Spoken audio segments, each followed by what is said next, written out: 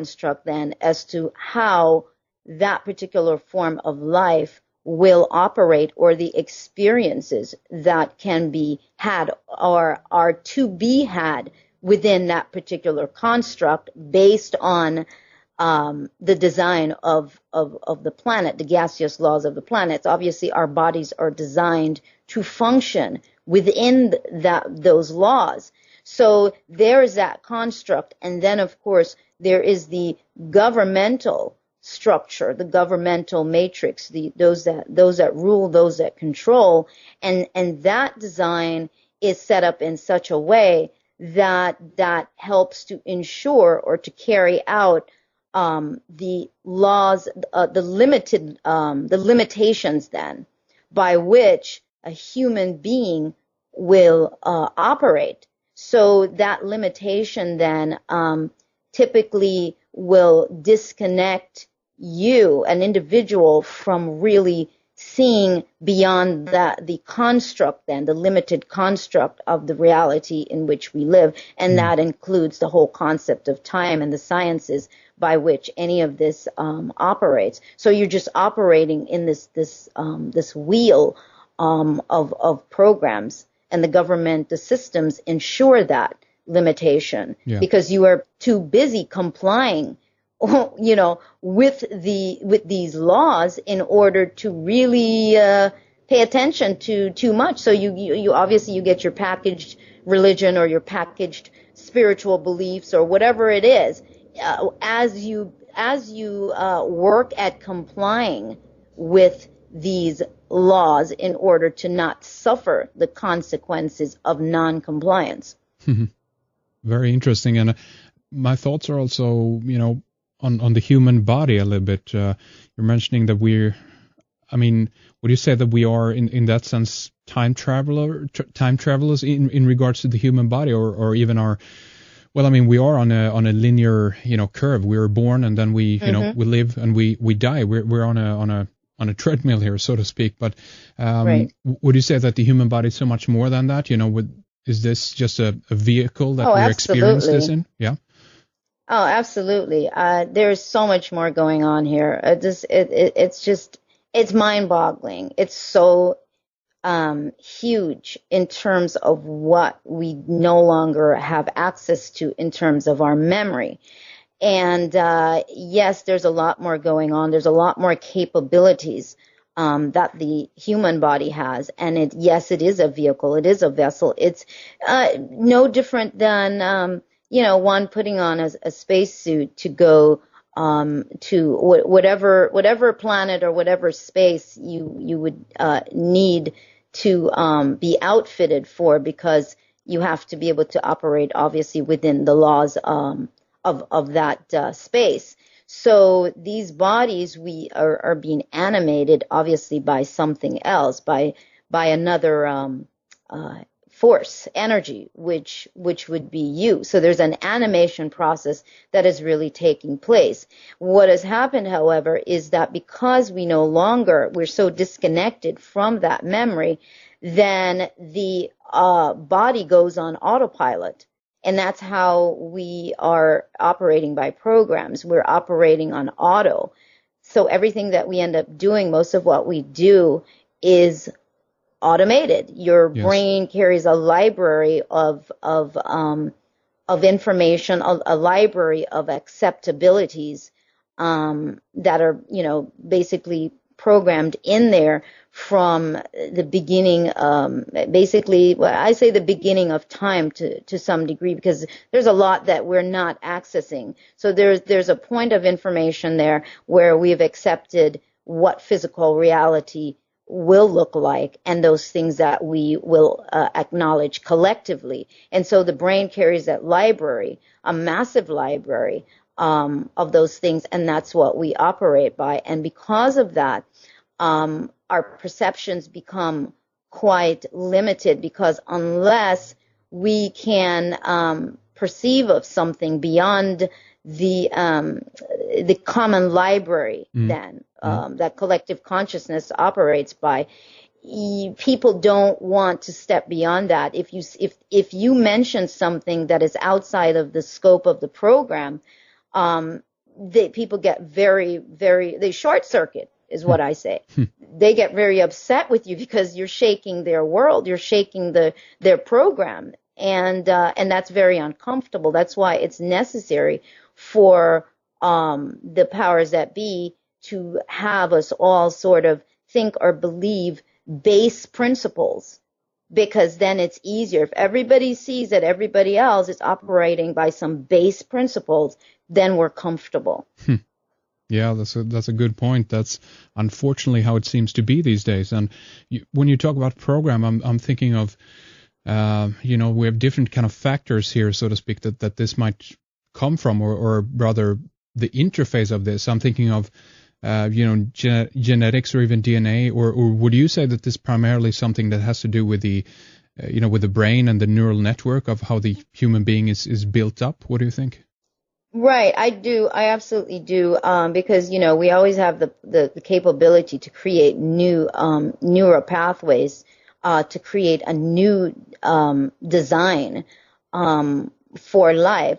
So yes, actually, I do see that, and I missed my point. There was something I was going to tell you about the brain, and it just kind of went right out of my thought process. That's how the brain works, right? yeah, it does. It's like, I don't know, something said, shoot, no, you won't be saying that.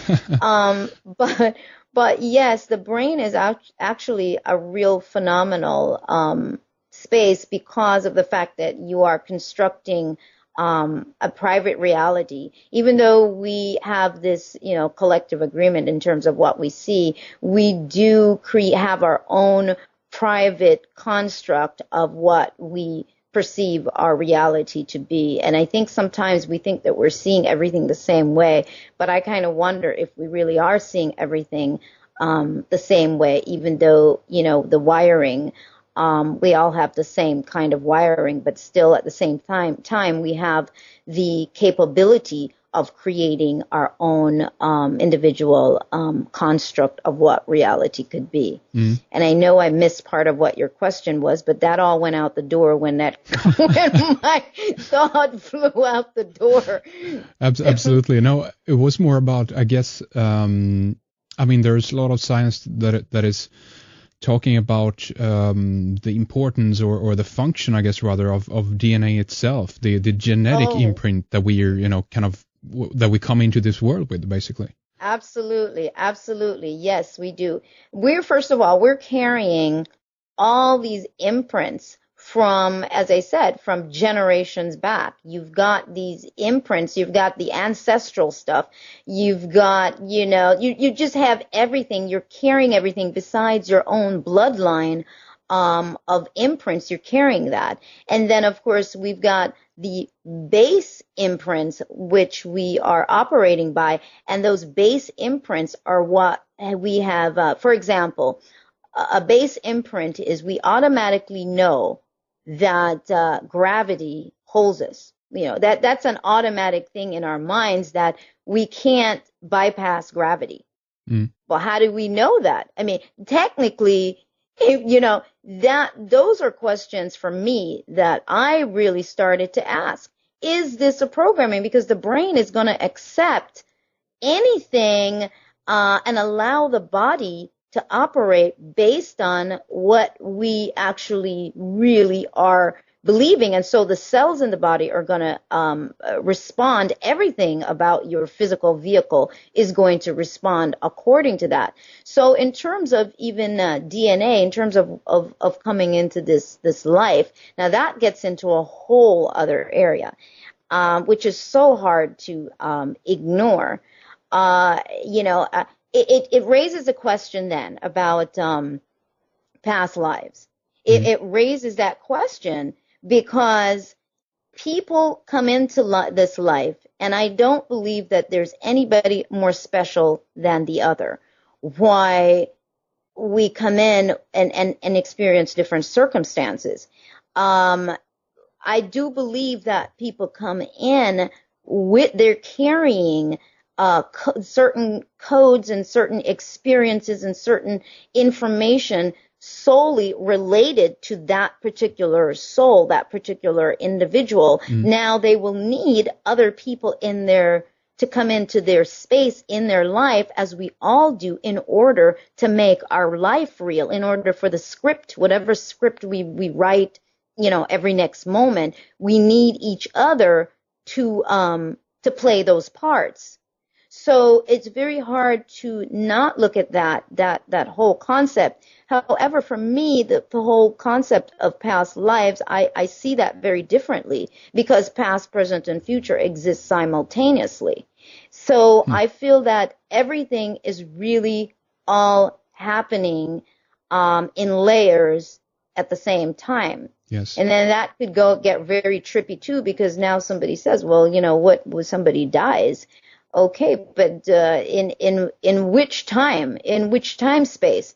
There are too many unanswered questions. There's too much that we do not understand about the manner in which what we call time, how it actually operates, and what's operating it, and how consistent is it, and how do you know that yesterday was yesterday and yesterday existed? I mean, it's just too many questions. After all, the brain, we're on a psychedelic trip in terms of the hormones and chemicals that are, processing in the brain and allowing the experience to occur. And just the very basic scientific fact that we don't see with our eyes, but it's the brain, and the eyes act as a lens. That alone, to a skeptic, should say, okay, well, maybe let me scratch my head. Let me think about this a little bit.